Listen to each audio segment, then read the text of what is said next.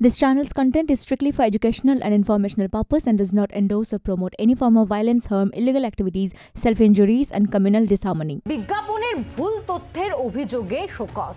এবার সুকান্ত মজুমদারকে শোকজ নির্বাচন কমিশনে। শোকজ করা হয়েছে, জবাব দেওয়া হবে প্রতিক্রিয়া বিজেপি রাজ্য সভাপতির।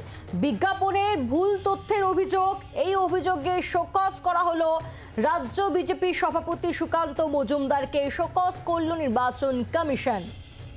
শ্রেয়সী গঙ্গোপাধ্যায় রয়েছেন আমাদের সঙ্গে টেলিফোনে প্রতিনিধি। শ্রেয়সী, কিসের ভিত্তিতে এই শোকজ?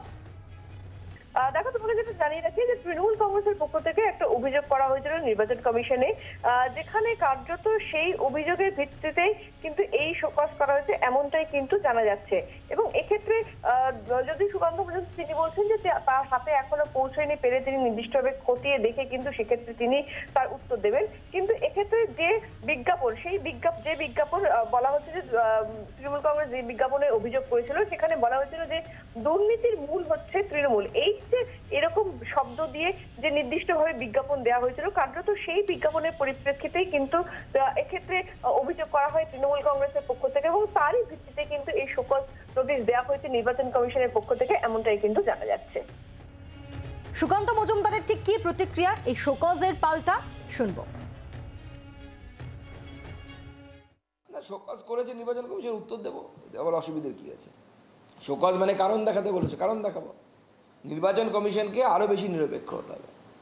আমি লিখিতভাবে অভিযোগ জানিয়েছিলাম এবং আমার কাছে প্রুফ আছে। মাননীয় মুখ্যমন্ত্রী হওয়া সত্ত্বেও হসপিটাল থেকে 300 মিটার দূরে সভা করেছেন আমার এলাকায়।